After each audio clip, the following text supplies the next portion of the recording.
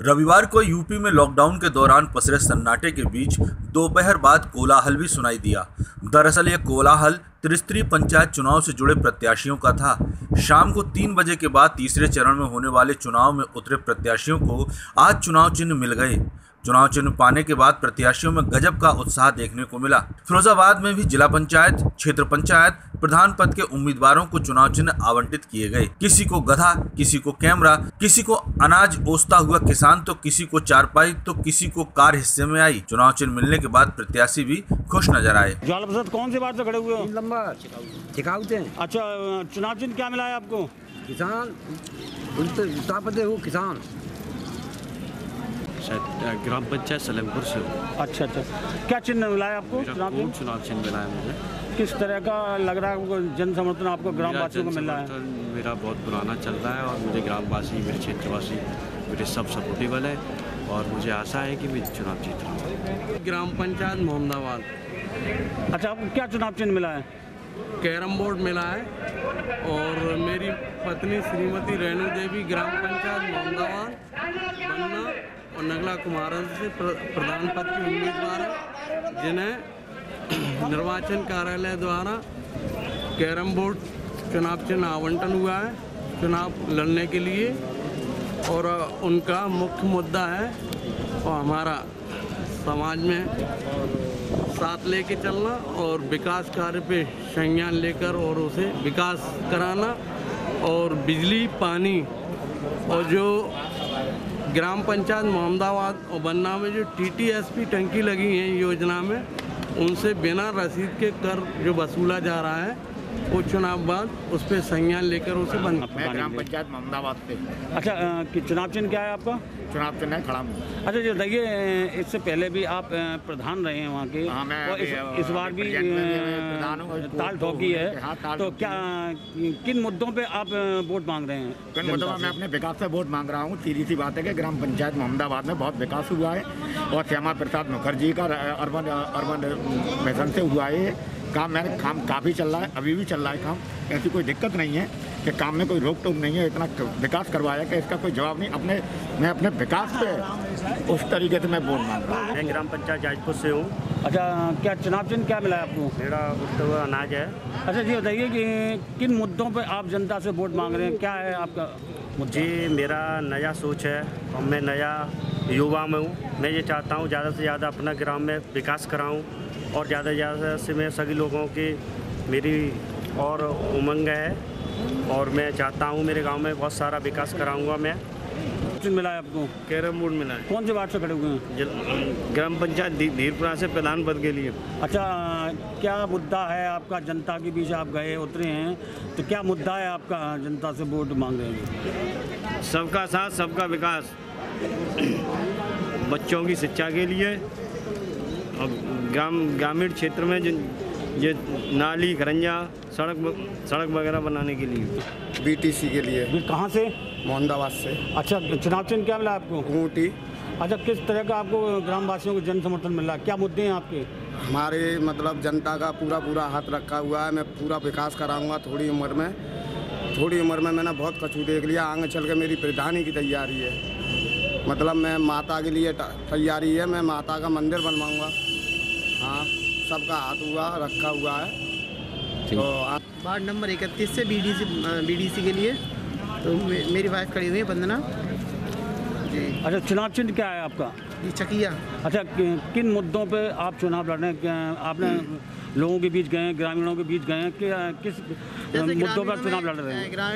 ग्रामीण क्षेत्र में जाने के बाद काफ़ी समस्याएं हैं अभी भी। जैसे जो ग्राम पंचायत के प्रधान हो जाते हैं तो वो जो अपना केवल अपने जो उनके जो ग्रुप बने हुए हैं, जो समूह बने हुए हैं, केवल उनके लिए, जिनके लिए वो काम करते हैं। बाकी काफ़ी ग्रुप ऐसे हैं जो अभी जो सरकार द्वारा जो भी योजनाएं आती हैं उनसे वंचित रह जाते हैं। उनको जो हमारे क्षेत्र में जितना भी पड़ेंगे उनका हम पूरा योगदान, पूरा सहयोग करेंगे।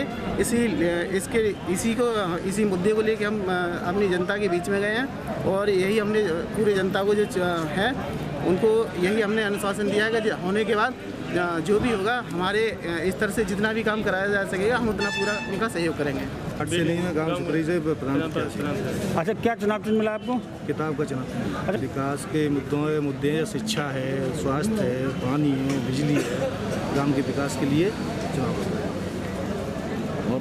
अच्छा जी, बताइए कि किस तरह का समर्थन आपको ग्राम वासियों का मिल रहा है? ये तो गांव की जनता डिसीजन लेगी, सब 3 तारीख को ही मालूम पड़ पाएगा किस तरह का समर्थन है। जनता के बीच आप जा रहे हैं, गांव वालों के पास जा रहे हैं, तो रेस्पॉन्स किस तरह का? रिस्पॉन्स ज़्यादा अच्छा मिल रहा है। बाकी मेरी पत्नी पचोकरा ग्राम सभा से खड़ी हुई है। और क्या चुनाव चिन्ह मिला है आपको? मेरी चुनाव चिन्ह 4 पाई। अच्छा जी, बताइए कि किस तरह का जन समर्थन मिल रहा है, क्या मुद्दे हैं आपके जनता के बीच जा रहे हैं? हम जन समर्थन भारतीय जनता पार्टी के, हमारी पत्नी जिले वो मंडल की मंत्री हैं। हम मोदी जी की योजनाओं पर लाभार्थियों के मतलब सरकार के द्वारा दिए गए लाभार्थियों को लाभ और उसी पर चुनाव लड़ रहे हैं। और हम विकास कर रहे हैं, विकास करेंगे और विकास ही हमारा मेन मकसद है करना। भू माफियाओं से छुटकारा ग्राम सभा को दिलाएंगे। ग्राम सभा में जो कमियां हैं, जो नहीं हो पाई, उस काम को कराएंगे। हम आदर्श ग्राम सभा पचोकरा बनाएंगे, ये हमारा वादा है। मुझे चुनाव चिन्ह मिला। अच्छा, कौन से वार्ड से खड़े हुए हैं आप? ग्राम प्रधान नगलापल्ली। अच्छा, क्या मुद्दे हैं आपके जनता के बीच गए हैं, क्या मुद्दे हैं आपके जनता को वोट मांग रहे हैं? जनता के लिए मुद्दे हैं कि जनता विकास कराएंगे ग्राम सभा। इससे पहले भी आप पूर्व प्रधान रहे हैं। हाँ, तो जनता किस तरह का समर्थन दे रही है आपको? हमें हमारी प्रधान रही थी, विकास कराया था, अच्छा समर्थन दे रही। अच्छा जी, कौन से पद के लिए आप खड़े हुए, कहाँ से खड़े हुए? प्रधान पद के लिए।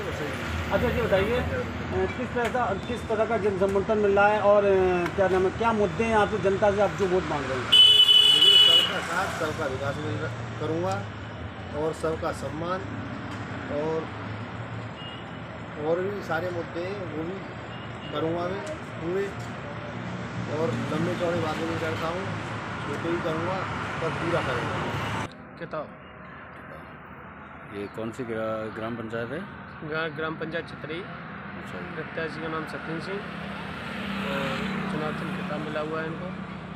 और गांव के विकास के लिए, गांव का अच्छा कार्य कराने के लिए और जनता के बीच में प्रधान पद के उम्मीदवार में उन्होंने खड़ा किया है इनको और अच्छा सहयोग से जिताने की जनता कोशिश कर रही है और जनता का विकास ही कराएगी। चुनाव चिन्ह मिलने के बाद अब प्रत्याशी चुनाव निशान के साथ मैदान में प्रचार करने के लिए उतर जाएंगे। गौरतलब है कि फिरोजाबाद में 26 अप्रैल को मतदान होना है।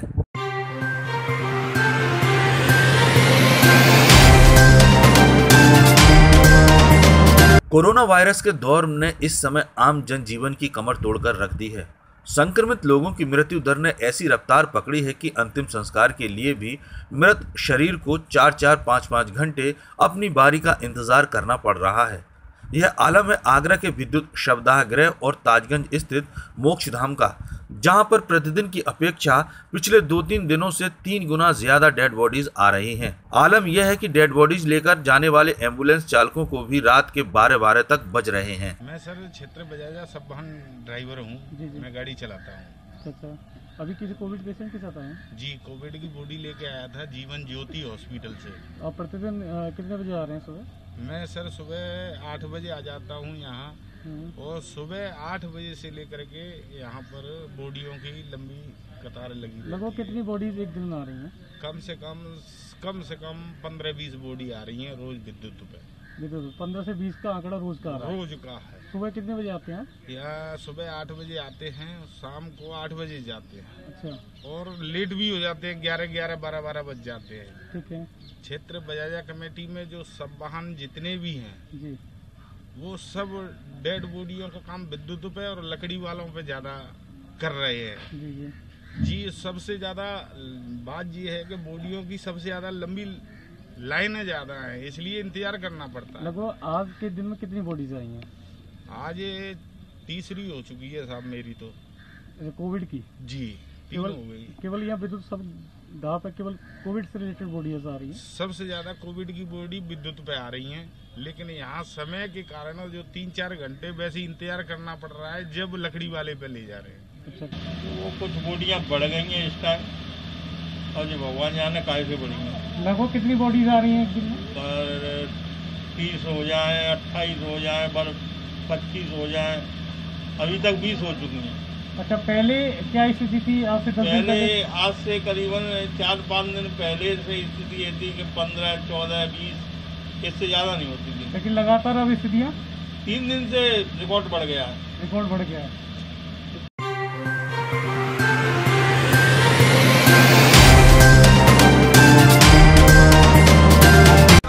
कर्मचारी इधर मोड़ है, इधर मोड़।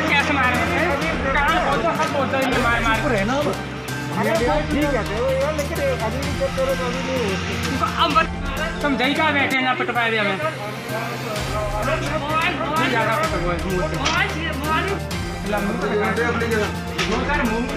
ऐसी बात है। गाना वीडियो इसे बुलाओ इसकी वो छोरा जाना पेट्रोल पंप वाले एसआर पेट्रोल पंप तो पीछे और मैं दिखाएंगे हमारे संग चलोगे लोकेशन हम दिखाएंगे कहाँ पे कहाँ है 5 मिनट।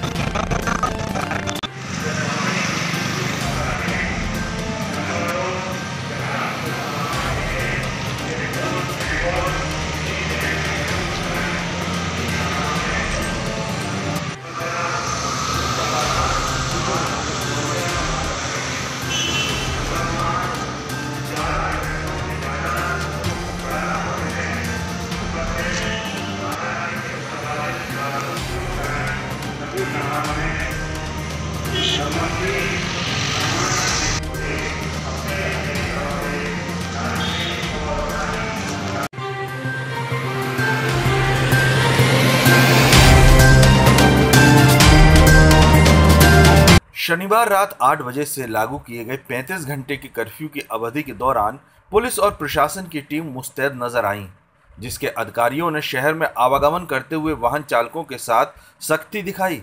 पुलिस विभाग ने वाहन चालकों से न केवल गाड़ी के पेपर चेक किए बल्कि बाहर निकलने के लिए मुनासिब आधार भी पूछा। आवश्यक सेवाओं के अतिरिक्त किसी को भी कर्फ्यू तोड़ने की इजाज़त नहीं दी गई। इसके अलावा ऊपर के निर्देशों के अनुपालन में व्यापक सैनिटाइजेशन अभियान भी चलाया गया। इस दौरान कोविड-19 को हराने के लिए चारों ओर छिड़काव कर कोरोना वायरस से मुक्ति पाने के प्रयास भी किए गए।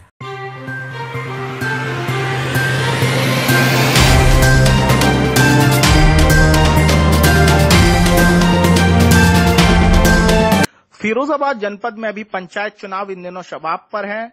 नामांकन दाखिल करने के आखिरी दिन प्रत्याशी अपने समर्थकों सहित विकासखंड कार्यालयों पर पहुंचे, लेकिन कोरोना गाइडलाइंस और प्रशासन की सख्ती के चलते प्रत्याशियों के समर्थकों को विकासखंड कार्यालय से दूर ही रखा गया। विकासखंड टूंडला की ग्राम पंचायत बसई से भी कई नामांकन दाखिल हुए। इसमें एक प्रत्याशी ऐसे भी हैं जो सबका साथ सबका विकास की बात करते हैं। बसई के रहने वाले रामपाल सिंह ने 15 अप्रैल को अपना पर्चा दाखिल किया।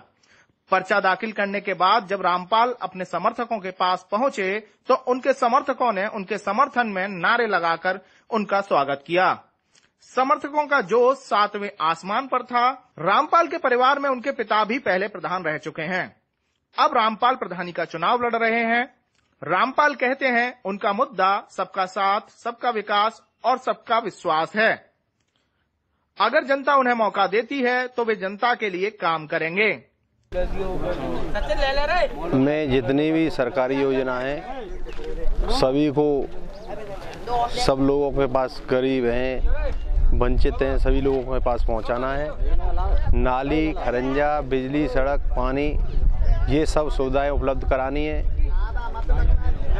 और भी जैसे कि कुछ गरीबों के पास छत नहीं है, उनको भी आवास दिलाना है। सबका साथ, सबका विकास, सबका विश्वास और सबका सम्मान मेरा उद्देश्य है और उसी पर मैं खरा उतरूंगा। सबका काम कराना है, मेरे अंदर कोई भेदभाव नहीं है, सबका ही विकास कराना है। रामपाल बताते हैं कि सबका साथ, सबका विकास जैसे मुद्दे को लेकर वे जनता के बीच जा रहे हैं और जनता से वोट मांग रहे हैं। जीतने के बाद विधवा पेंशन, वृद्धा पेंशन, आवास योजना और बच्चों की शिक्षा और स्कूलों पर भी रामपाल ध्यान देंगे। रामपाल के वादों पर जनता कितना विश्वास करती है यह तो आने वाला वक्त ही बताएगा, लेकिन रामपाल की सोच और उनके इरादे विकास परक हैं।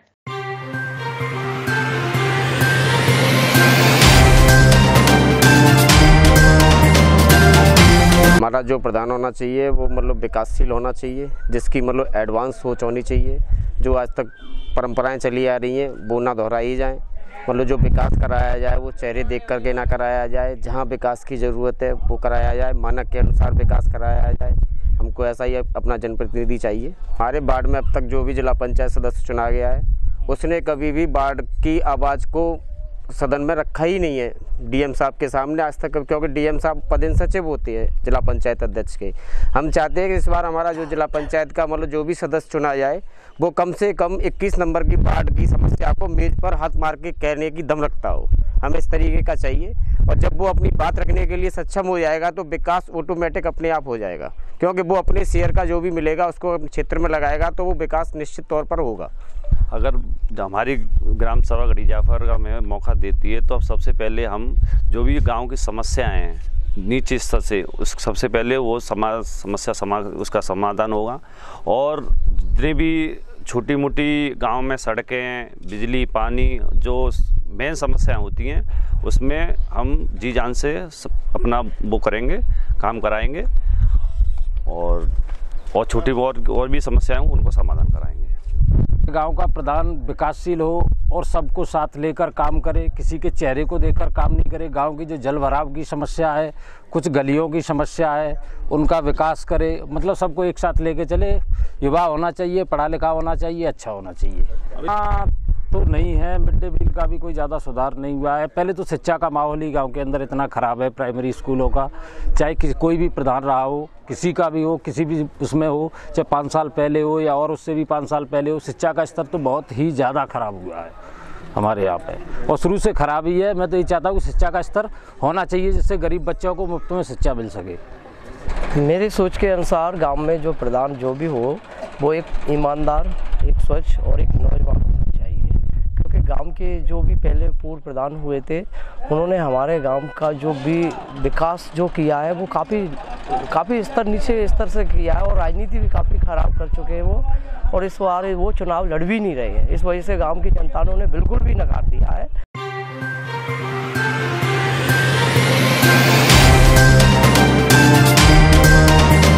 बाबा साहब भीमराव अंबेडकर की जयंती को ग्रामीण इलाकों में भी धूमधाम से मनाया गया।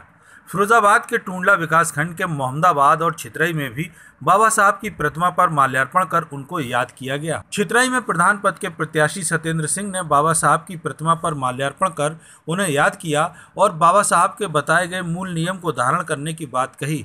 इस मौके पर सर्व समाज के लोग भी उपस्थित रहे। संविधान रचयिता डॉक्टर भीमराव अंबेडकर के चरणों में श्रद्धा सुमन अर्पित करते हुए प्रधान पद के प्रत्याशी सत्येंद्र सिंह ने कहा कि बाबा साहब ने सर्व समाज के लिए संविधान की रचना की और समतामूलक समाज की स्थापना पर जोर दिया। वहीं दूसरी ओर टूंडला की ग्राम पंचायत मोहम्मदाबाद में प्रधान पद के प्रत्याशी भूरी सिंह ने भी बाबा साहब अम्बेडकर की प्रतिमा पर माल्यार्पण कर उन्हें याद किया। इस मौके पर प्रत्याशी भूरी सिंह ने भी बाबा साहब को श्रद्धा सुमन अर्पित किए और उनको सत सत नमन करते हुए कहा कि डॉक्टर अम्बेडकर ने विश्व पटल पर देश का नाम रोशन कर भारत का गौरव बढ़ाया, इसीलिए उन्हें सिंबल ऑफ नॉलेज भी कहा जाता है।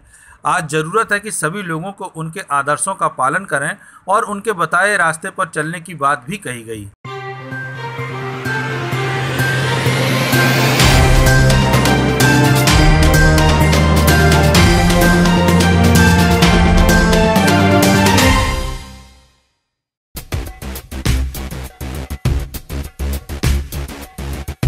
राजनीतिक आदर्श किसे मानते हैं आप अपने राजनीतिक जीवन में? अटल बिहारी वाजपेयी। मोदी जी को क्यों नहीं मानते? मोदी सब लोग रोल मॉडल मोदी जी को मानते हैं।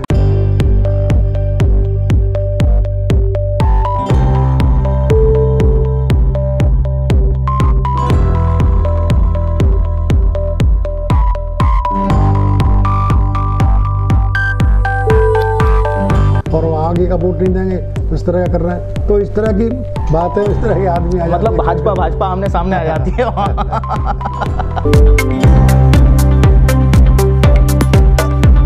नमस्कार, मैं हूं रंजीत। रिप्ले विद रंजीत में आपका स्वागत करता हूं और मेरे साथ जो शख्सियत हैं वो संघ से जुड़ी हुई शख्सियत हैं और इस वक्त टूंडला नगर पालिका परिषद के प्रथम नागरिक हैं, अध्यक्ष हैं। आइए स्वागत करते हैं हम राम बहादुर चक का, जो कि अध्यक्ष है नगर पालिका परिषद टूंडला के। चेयरमैन साहब, आपका बहुत बहुत स्वागत है रिप्ले विद रंजीत में।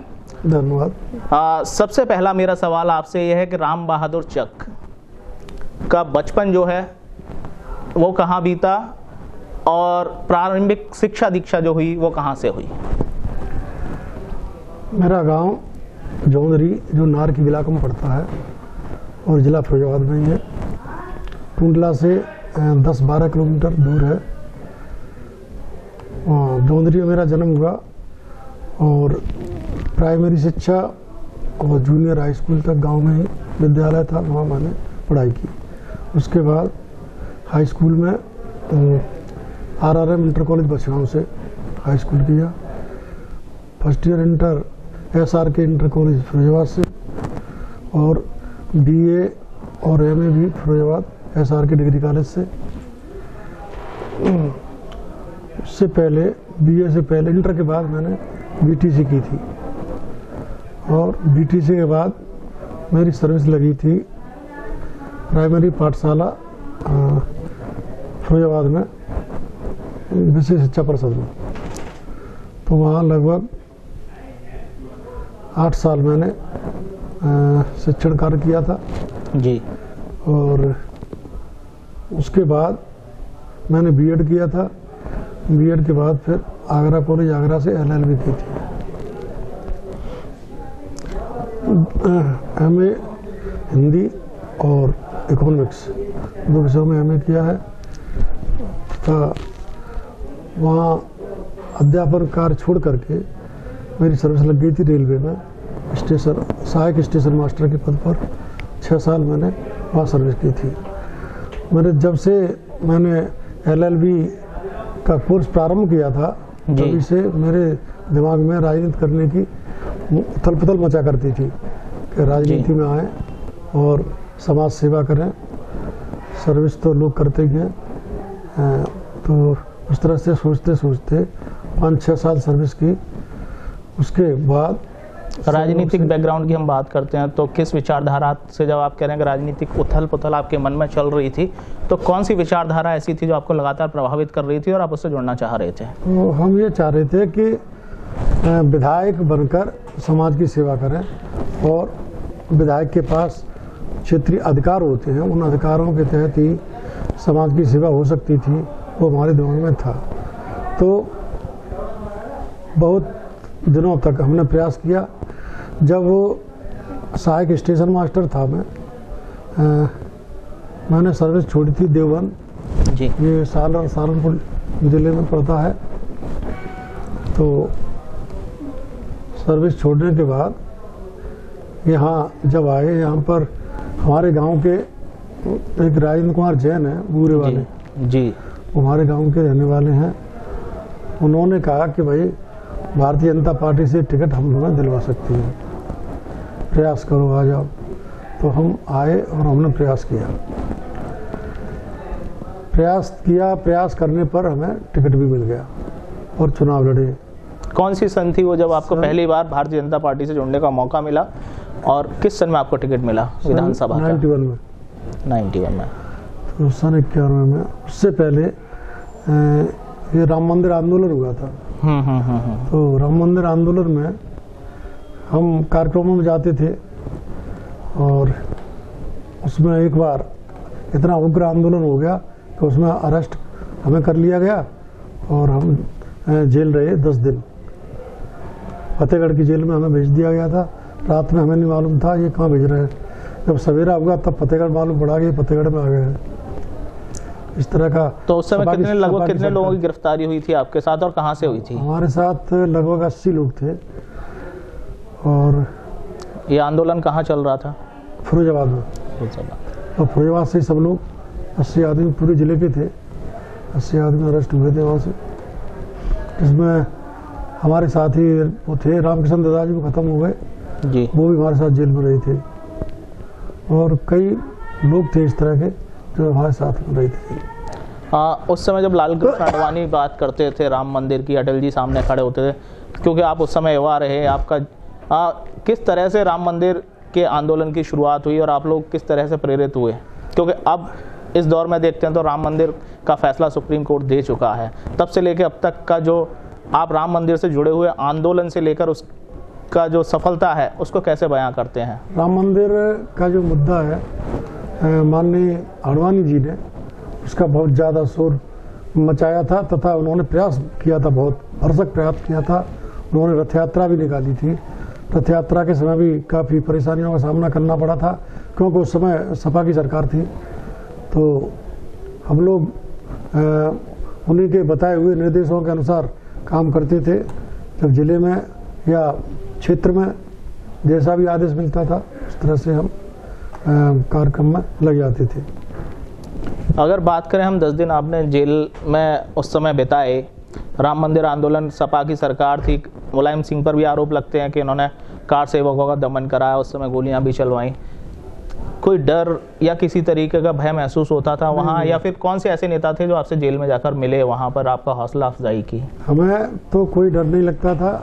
हमारे जिले के जितने पदाधिकारी थे जी, वो मिलने जाते थे वहाँ, और कभी 4 जा रहे हैं, कभी 6 जा रहे हैं, कभी 10 जा रहे हैं, इस तरह से लोगों का मिलना जुलना रहता था। और वहाँ के फतेहगढ़ के भी जो भाजपा के लोग थे वो भी आते थे मिलने के लिए। तो हमें बहुत अच्छा लगता था जेल में भी। तो हम तो ये सोचा करते थे कि यहाँ महीने 2 महीने रहें तो ज़्यादा अच्छा है। राम मंदिर आंदोलन सन 1990 से एक शुरुआत हुई और आज वो फैसला सुप्रीम कोर्ट की तरफ से आ भी गया कि अयोध्या में राम मंदिर बनना निश्चित हो गया है। तब आप कैसा महसूस करते हैं? बहुत अच्छा लग रहा है। ये तो हृदय के मतलब हृदय की बातें हैं। हृदय जिस बात को भाई राम के प्रति लोगों की निष्ठा है, तो उस निष्ठा को अब राम मंदिर बनने की लाइन जो साफ हो गई है, रास्ता साफ हो गया, तो अब तो बहुत खुशी है कि भाई ये तो काम बहुत पहले होना चाहिए था, इतने दिनों के बाद हुआ है। तो सभी लोग, और मैं समझता हूँ हिंदू समाज के सभी लोग उससे प्रभावित हैं और सबको अच्छा लग रहा है कि ये बहुत अच्छा रहा कि राम मंदिर बनने जा रहा है। आपके पॉलिटिकल कैरियर की बात करें, आपने कहा 1991 में आपको पहली बार विधायक यानी MLA का टिकट मिला भारतीय जनता पार्टी से। लगातार आपके करियर की शुरुआत कहते हैं हम 91 से एक सक्रिय राजनीति में बतौर प्रत्याशी आप आए, उसके बाद क्या क्या मुकाम हासिल किए, क्या क्या यात्रा रही, पॉलिटिकल यात्रा की बात करते हैं तो? 91 में चुनाव हारने के बाद मैं माननीय कल्याण सिंह जी की सरकार बनी, तो उसमें मुझे मंडी समिति का चेयरमैन बनाया गया था जी। तो वो कार्यकाल मात्र 7-8 महीने का था। उसके बाद सरकार गिर गई थी और 4 सरकार गिरी थी उस समय। सरकार गिरने से फिर हमारा वो पद भी खत्म हो गया था। उसके बाद फिर 93 में चुनाव हुआ था। 93 में चुनाव हुआ, उसमें भी टिकट हमें मिला। उसके बाद भी हम दूसरे नंबर पर रहे और चुनाव हार गए। तीसरा चुनाव में सन 2002 में पड़ा था। यहाँ 96 में शिव शिक्षक विधायक हुए थे भारतीय जनता पार्टी से, उनका टिकट कटा था। फिर 2002 में चुनाव होना था, 2002 में टिकट मुझे मिला था और 2002 में भी मैं चुनाव हार गया और दूसरे नंबर पर रहा था। इस तरह से चुनाव लड़ा और जीत नहीं पाया।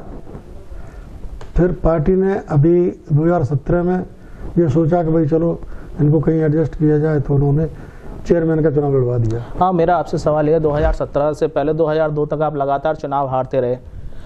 आज के दौर में देखते हैं हम, अगर नेता पार्टीगत विचारधारा के साथ एडजस्ट नहीं हो पाते हैं या फिर उन्हें जीत नहीं मिल रही या फिर मनपसंद पद नहीं मिल रहा है, तो पार्टी से शिफ्ट हो जाते हैं, वो दल बदल लेते हैं अपना।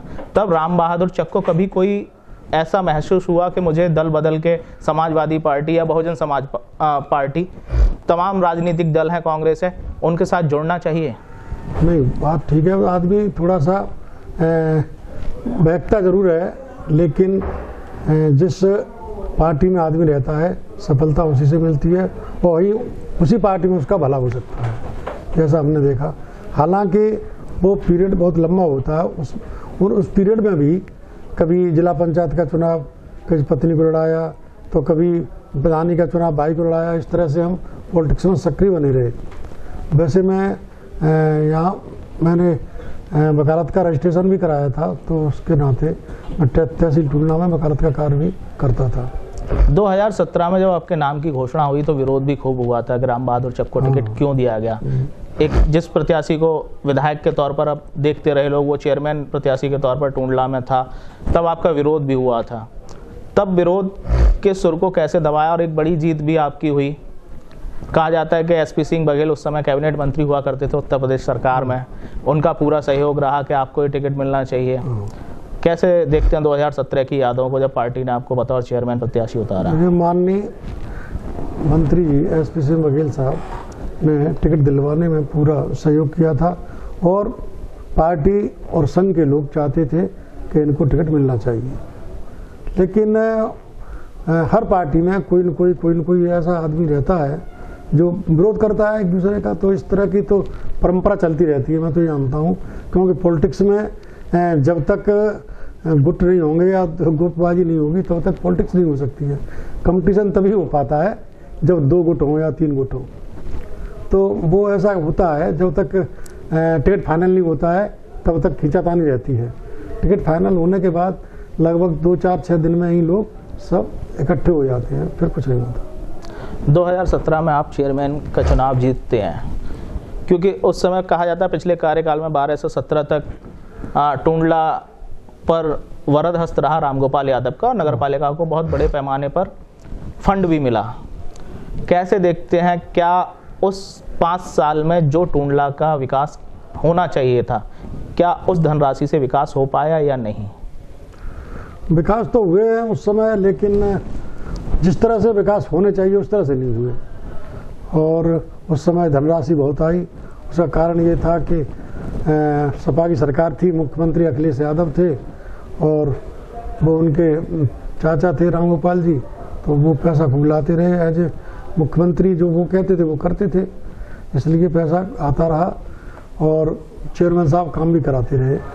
काम तो खैर हुए हैं, लेकिन जहाँ नाला बनना चाहिए, नाली बनना चाहिए, उस तरह से उन्होंने नाली का तो नाला बनवा दिया, नाले का नाली बनवा के इस तरह से काम हुए हैं। कमीशन खोरी के भी खूब सारे आरोप हैं वहाँ पे के, और जांचें भी चल रही हैं इसमें। तत्कालीन अधिशासी अधिकारी अशोक कुमार जी का निलंबन भी हुआ था, उनका ट्रांसफ़र भी हुआ है यहाँ से। राम बहादुर चक क्योंकि सत्ता में जब आए, भारतीय जनता पार्टी भी सत्ता में उत्तर प्रदेश में, कभी महसूस किया कि जांचें होनी चाहिए पुराने कामों की, जहाँ जहाँ घोटाले की बू आ रही है? जांच होनी चाहिए थी, लेकिन कोई भी व्यक्ति एक पद मिल जाता है, उसके बाद उसकी जांच होना या उसकी शिकायत होना तो अब वैसा हो जाता है चलन सा एक तरह से। अरे साहब ये तो बहुत जरूरी, अरे इतना ये काम कैसे हो गया, तो लोग एक दूसरे की बुराई तो करते ही हैं और करेंगे। आज हम भी यहाँ इस कुर्सी में बैठे हैं और बिल्कुल ईमानदारी से हम कहें कैसा, हम बिल्कुल कोई रिश्वत नहीं लेते, कोई भ्रष्टाचार नहीं हमारे यहाँ, लेकिन कोई मानेगा ही नहीं। मोदी जी ने तो कह रखा है ना, मैं ना खाऊंगा ना खाने दूंगा। योगी जी का भी भ्रष्टाचार रहित सरकार का सपना है। तब नगर पालिका में आप कैसे देखते हैं, भ्रष्टाचार रहित है या नहीं है? बिल्कुल है। नगर पालिका में भी हम किसी तरह का कोई भ्रष्टाचार नहीं होने देते हैं और न किसी को मौका देते हैं कोई आदमी भ्रष्टाचार करे। हमारे यहाँ कोई बाबू भी 1 रुपया किसी से रिश्वत का नहीं लेगा किसी भी काम के लिए। 2017 से हम देखते हैं 2019 तक राम बहादुर चक जब अध्यक्ष बनते हैं नगर पालिका परिषद की, तो कौन कौन सी ऐसी खामियां और कमियां थी जिनको आपने सुधारा है? 2017 से 19 तक आपको क्या क्या उपलब्धियां लगती हैं कि आपने अपने कार्यकाल में 2 साल में अचीव की हैं? देखिए, हमारे यहाँ नगर में लोगों को पानी पीने की जो सुविधा नहीं थी वो हमने समर लगवा के या हैंडपम्प लगवा के उनमें सुधार किया है। स्वच्छता अभियान चलाकर, क्योंकि मोदी जी स्वच्छता अभियान पर ज़्यादा जोर दे रहे हैं, स्वच्छता अभियान को हमने पूरी तरह से लागू किया है और हमने शौचालय और क्या नाम है घरों में शौचालय बनवाए। घरों में जो टॉयलेट बनती हैं वो पूरी तरह से हर घर में बांटे। हमारे यहाँ तो खैर 8,000 रुपये मिलते हैं नगर पालिका से और वो देहात में 12,000 रुपये मिलते हैं शौचालय के लिए। तो ये भी काम हमने बहुत जल्दी स्पीड में करवाया है। और उसके बाद भी कोई आदमी, जैसे हम कहीं बैठक कर रहे हैं, कोई बताता है कि हमारे यहाँ नहीं है शौचालय, टॉयलेट नहीं है, ये नहीं है, तो हम उसकी व्यवस्था उसी समय ज़्यादा से ज़्यादा 2-4 दिन में ही करवा देते हैं। हाँ, प्रदेश सरकार की ओर से कई सारी योजनाएं हैं, प्रधानमंत्री आवास केंद्र सरकार की योजनाएं। टूंडला स्तर पर हम देखते हैं तो नगर पालिका की तरफ से कितने प्रधानमंत्री आवास, अगर लमसम हम बात करते हैं तो कितने लोगों को लाभ मिला है और उन योजनाओं को किस तरीके से आप ज़मीनी तौर पर लागू कर रहे हैं? देखिए, 500-600 के करीब तो फार्म भर करके कंप्लीट हो करके जी कार्यालय पहुँच गए, जिला कार्यालय पर। और यहाँ लगभग 100 लोगों के मकान पूरे बन गए हैं। करीब 250-300 के करीब दूसरी किस्त आने वाली है लोगों की, वो जल्दी इस मार्च के महीने तक आ जाएंगी सब। और तीसरी किस्त कुछ लोगों की रह गई है, वो भी आ जाएगी। हमारे यहाँ प्रधानमंत्री रोजगार आवास योजना के अंतर्गत किसी भी व्यक्ति से किसी तरह का कोई रिश्वत, कोई धनराशि नहीं ली जाती है। और न आप जानकारी कर लें, पूरे टूंडला में कोई आदमी नहीं कह सकता है रुपया देने की तो बात अलग, कोई ये नहीं कह सकता हमसे मांगी गई। तो इसकी आप जानकारी कर लें। हमारे यहाँ बिल्कुल मतलब भ्रष्टाचार की कोई भी चीज़ आपको दिखाई नहीं देगी। अब भारतीय जनता पार्टी की सरकार है, क्या क्या योजनाएं आपके जहन में हैं कि आप भी भारतीय जनता पार्टी से चेयरमैन हैं, प्रदेश में भी सरकार है, टूंडला का विकास किस तरीके से किया जा सकता है और क्या क्या ऐसी योजनाएं हैं जो टूंडला को आगे ले जा सकती हैं? आपके जहन में कौन कौन सी ऐसी योजनाएं हैं? देखिए, हम तो माननीय मोदी जी के एक तो कनेक्शन वाली विद्युत कनेक्शन है, उस कनेक्शन का फ्री में कनेक्शन हो रहा है, तो हम कनेक्शन कराने का काम पूरी तरह से कर रहे हैं। और एक है योजना इसकी गैस वाली उज्ज्वला योजना, उसमें भी हम लोगों को गैस के सिलेंडर या गैस के कनेक्शन फ्री में दिलवा रहे हैं। अच्छा, उसके बाद जिन लोगों के राशन कार्ड वगैरह नहीं है उन लोगों को राशन कार्ड की व्यवस्था नहीं, उज्ज्वला वगैरह तो वैसे ही फ्री में मिल रहे हैं कनेक्शन, वो तो वो ऐसा है, वहाँ तक पहुँच नहीं पाते ना लोग, पहुँच नहीं पाते हैं, नहीं पहुँच पाते हैं, या किसी ने बरगला दिया यार, कोई बात कह दी तो लौट आते हैं, फिर लोग हमारे पास आते हैं तो हम उनका पूरा इंतजाम कराते हैं। हाँ, टूंडला के लिहाज से हम देखते हैं चेयरमैन साहब, तो यहाँ पर एक तो बारिश के दौरान जल भराव की बहुत बड़ी समस्या है और पानी के पीने की आप बात कर रहे हैं। पीने का पानी जो है वो कहीं ना कहीं, अगर हम चौराहे से उस पार की बात करते हैं, बड़े चौराहे जो सुभाष चौराहा है आपका, तो वहाँ पर आज तक पानी की व्यवस्था नहीं हो पाई। हालांकि उस समय पिछले कार्यकाल की बात करते हैं तो टंकियाँ बनी, लेकिन जो सप्लाई है वो लोगों तक नहीं पहुँच पा रही है। कैसे देखते हैं और कब तक उम्मीद करें लोग आपसे कि लोगों तक स्वच्छ पेयजल पहुँच पाएगा, जो जल भराव की समस्या है वो खत्म हो पाई? क्योंकि केंद्र में भी आप हैं, प्रदेश में भी आप हैं और नगर में भी आप हैं। ऐसा है कि वहाँ टंकी बनी हुई है चौराहे पर, उस टंकी के द्वारा लोगों को पानी सप्लाई होता है। उसके अलावा भी जगह जगह ट्यूबवेल और समर लगी हुई हैं, उनसे लोग पानी की कोई प्रॉब्लम नहीं होती, उनसे लोग पानी लेते हैं सब। अब कहीं कहीं हैंडपंप की आवश्यकता है बहुत से लोग ये कहते हैं साहब लाइट चली जाती है तो हम पूजा पाठ करने मंदिर नहीं जा पाते हैं, तो हैंडपम्प से पानी लेके कम से कम हम मंदिर जा सकते हैं हम जी। तो वो हमने व्यवस्था ऐसी करवाई थी। और चौराहे पर पानी की कोई समस्या नहीं है। पुल के नीचे जो शौचालय बनाया है वहाँ भी हमने पानी की टंकी बड़ी बड़ी रखवा दी है और इधर उधर उनकी टोंटी लगवाई है, जिससे आने जाने वाले यात्री या वैसे लोग वहाँ पानी पी सके आराम से। और शौचालय बनाया हुआ है वहाँ पर, बहुत बड़ा और अच्छा शौचालय है। बतौर चेयरमैन आपके जहन में टूंडा के लिए ऐसी कौन सी योजनाएं हैं जो टूंडा में होना चाहिए और नगर पालिका उन्हें कर सकती है लेकिन नहीं है? जैसे अगर हम बात करें, कई कस्बों और शहरों में हम जाते हैं, नगर पालिका के डिग्री कॉलेजेस मिलते हैं, इंटर कॉलेजेस मिलते हैं, कई सारी नगर पालिका के मार्केट होते हैं, जैसे चेयरमैन मार्केट टूंडा में भी है। तब आपको कौन कौन सी ऐसी योजनाएं लगती हैं जो बतौर चेयरमैन ये होना चाहिए और आप सोचते हैं कि ये सब विकास हम करा सकते हैं? कौन सी योजना है? देखिए ऐसा एक सबसे महत्वपूर्ण योजना है सीवर लाइन की। जी। सीवर लाइन हम चाहते थे कि यहाँ वो स्कीम पास हो जाए, लेकिन वो हो नहीं पा रही है, उसमें कई प्रॉब्लम आ रही है। एक तो यहाँ की आबादी उसके लायक नहीं है जितनी सीवर लाइन के लगाने के लिए आबादी होनी चाहिए। दूसरी बात यह है कि कुछ लोग क्या कहना चाहिए, एमएलए एमपी उसके लिए प्रयास नहीं कर पा रहे हैं।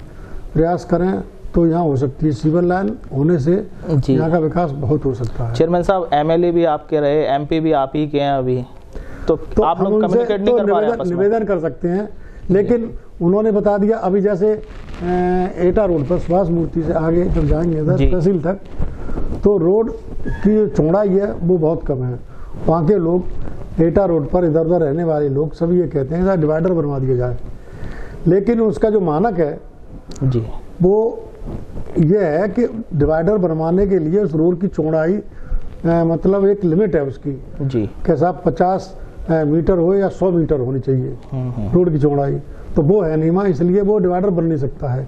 ऐसे ही सीवर लाइन का मामला है, तब उनसे कहते हैं कि साहब ये सीवर लाइन बनवाइए, तो उसके लिए वो इसमें पॉइंट दिखाते हैं कि भाई वहाँ इतनी आबादी नहीं है, जब हम इसको दिखाते हैं कि आबादी हमारे यहाँ 1.25 लाख की है, लेकिन वो उसके रिकॉर्ड के अनुसार कम है। 2011 वाले रिकॉर्ड से आबादी यहाँ 50,000 के करीब है जी।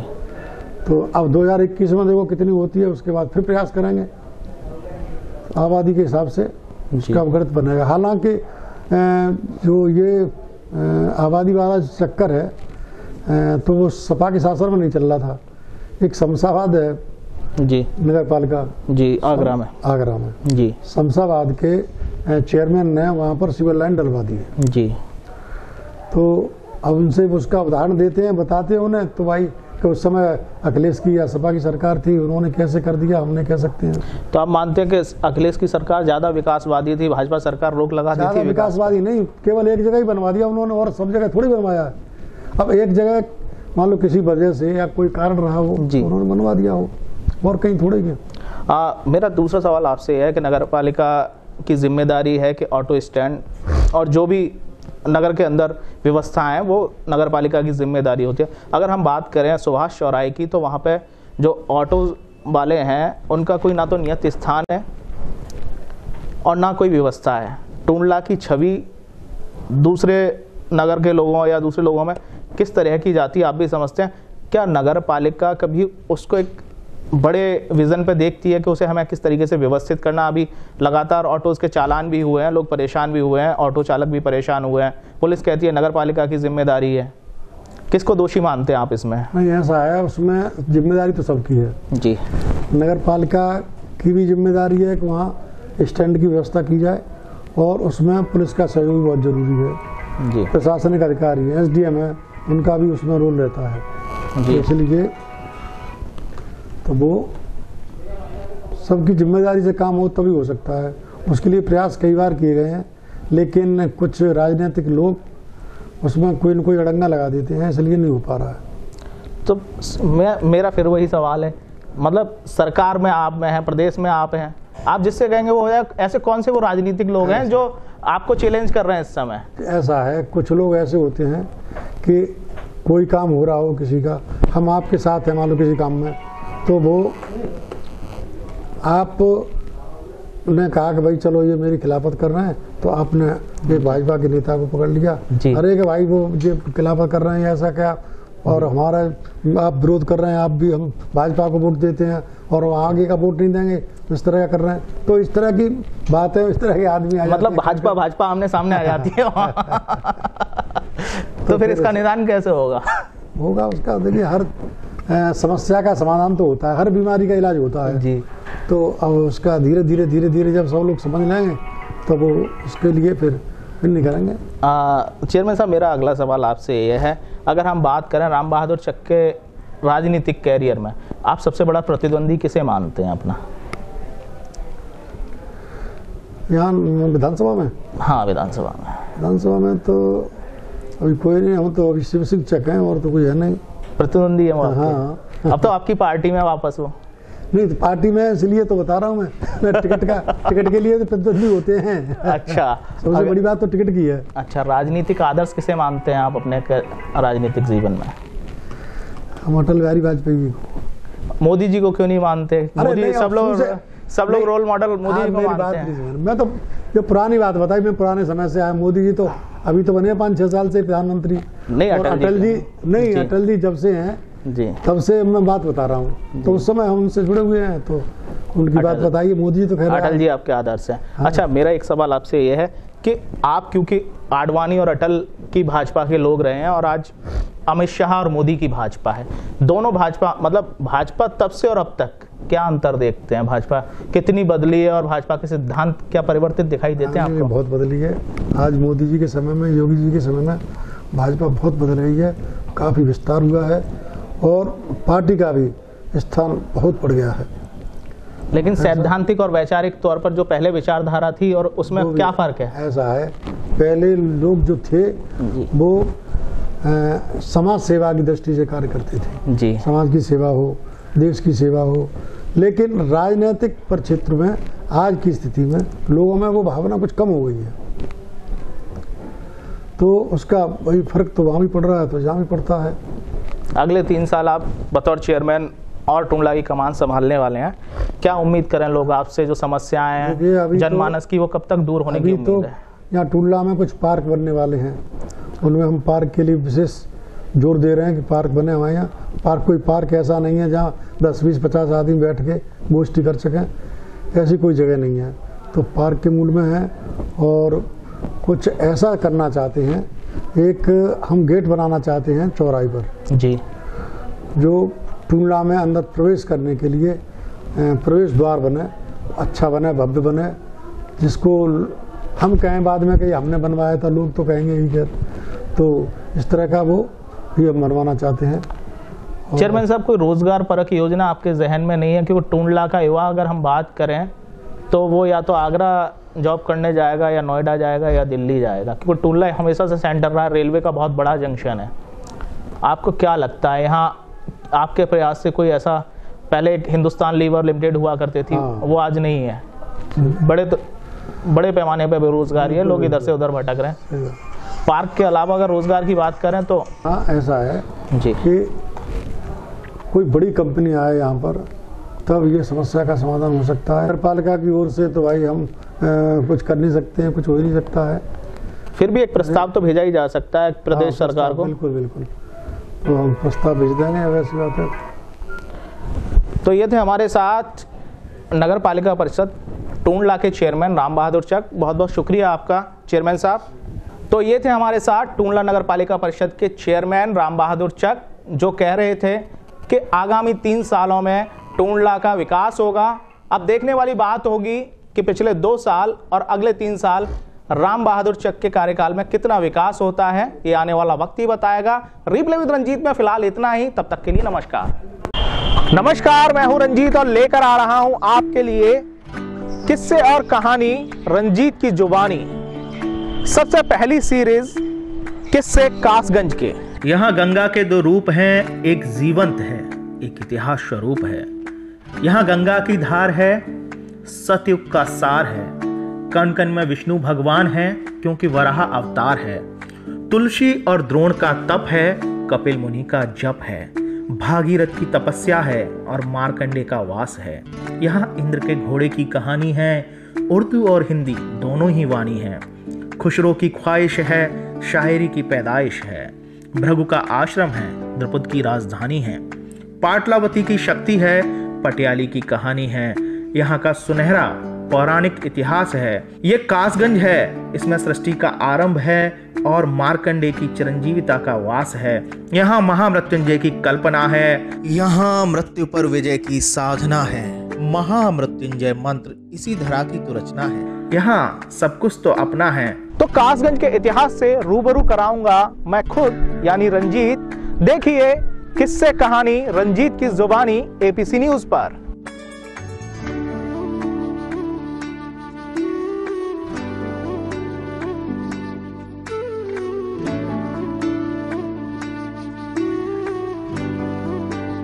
नमस्कार, मैं हूं रंजीत और लेकर आया हूं आपके लिए किस्सों की एक खास सीरीज किस्से कासगंज के। और किस्से कासगंज में आज हम आपको लिए चलते हैं सबसे पहले सतयुग कालीन वट वृक्ष पर। कहा जाता है कि जब पृथ्वी जल से घिर गई थी और पृथ्वी डूब रही थी, उस वक्त सिर्फ एक ही वृक्ष संसार में बचा, इस सृष्टि पर बचा, जिस पर भगवान स्वयं बाल रूप में प्रकट हुए और उन्होंने अवलोकन किया पूरी सृष्टि का, अर्थात मॉनिटरिंग की। आइए दिखाते हैं आपको। ये सतयुग कालीन वट वृक्ष है। यहाँ पर क्या क्या खास है इस वट वृक्ष की बातें और किस किस पुराण में इसका जिक्र हुआ है, आखिर क्या वाकई इतिहास जो कहता है वह प्रमाण यहाँ उपस्थित है। इन तमाम किस्सों को बताएंगे हम। पुराणों के अनुसार सोरों सूकर क्षेत्र मानव सभ्यता का अति प्राचीन केंद्र माना जाता है। यूं कहें कि सोरो नगरी में हर पग पग पर वैदिक इतिहास निखरा और बिखरा पड़ा है। सोरो जी के संदर्भ में सतयुग काल से ही हजारों किस्से, कहानी, कथाएं एवं प्रमाणिक पौराणिक उल्लेख प्रचलित रहे हैं। इसी क्रम में एक पौराणिक उल्लेख सोरो जी के गृद्धवट, ये जो गृद्धवट आप देख रहे हैं, इसी की कहानी मैं आपको बता रहा हूं। यकीन मानिएगा, ये सतयुग, अगर हम सतयुग की बात करते हैं तो सतयुग सबसे पहला युग है सृष्टि का, जिसमें भगवान स्वयं लक्ष्मी नारायण के रूप में प्रकट होते हैं। और कहा जाता है कि उस वक्त सृष्टि पर ना कोई वैमनस्यता थी, ना ईर्ष्या थी। दूध और घी की नदियां बहा करती थीं उस वक्त। और जो मानव की आयु है वो आयु भी कई 100 वर्ष हुआ करती थी। तो ये वट वृक्ष है, गृद्धवट कहा जाता है इसको। सोरों सूकर क्षेत्र, यही वो जगह है, कहा जाता है कि जब पृथ्वी रसातल में जाती है तब भगवान जो विष्णु का अवतार है, वराह का अवतार, वह अवतार वराह के रूप में प्रकट होता है और पृथ्वी को रसातल से ऊपर लेकर आते हैं। तो ये था किस्सा सतयुग कालीन गृद्धवट का, जो कासगंज जनपद के सोरों में है। कभी मौका लगे तो देखिएगा जरूर इस गृद्धवट को, क्योंकि सोरों में संस्कृति है, पौराणिकता है और सतयुग के कुछ अवशेष हैं। मिलेंगे फिर किसी नए किस्से के साथ, तब तक के लिए नमस्कार। नमस्कार, मैं हूं रंजीत और लेकर आ रहा हूं आपके लिए किस्से और कहानी रंजीत की जुबानी। सबसे पहली सीरीज किस्से कासगंज के। यहाँ गंगा के दो रूप हैं, एक जीवंत है, एक इतिहास स्वरूप है। यहाँ गंगा की धार है, सतयुग का सार है। कण कण में विष्णु भगवान है, क्योंकि वराह अवतार है। तुलसी और द्रोण का तप है, कपिल मुनि का जप है, भागीरथ की तपस्या है और मार्कंडे का वास है। यहाँ इंद्र के घोड़े की कहानी है, उर्दू और हिंदी दोनों ही वाणी है। खुशरो की ख्वाहिश है, शायरी की पैदाइश है। भृगु का आश्रम है, द्रुपद की राजधानी है। पाटलावती की शक्ति है, पटियाली की कहानी है। यहाँ का सुनहरा पौराणिक इतिहास है। ये कासगंज है, इसमें सृष्टि का आरंभ है और मार्कंडे की चिरंजीविता का वास है। यहाँ महामृत्युंजय की कल्पना है, यहाँ मृत्यु पर विजय की साधना है। महामृत्युंजय मंत्र इसी धरा की तो रचना है। यहाँ सब कुछ तो अपना है। तो कासगंज के इतिहास से रूबरू कराऊंगा मैं खुद यानी रंजीत। देखिए किस्से कहानी रंजीत की जुबानी एपीसी न्यूज पर।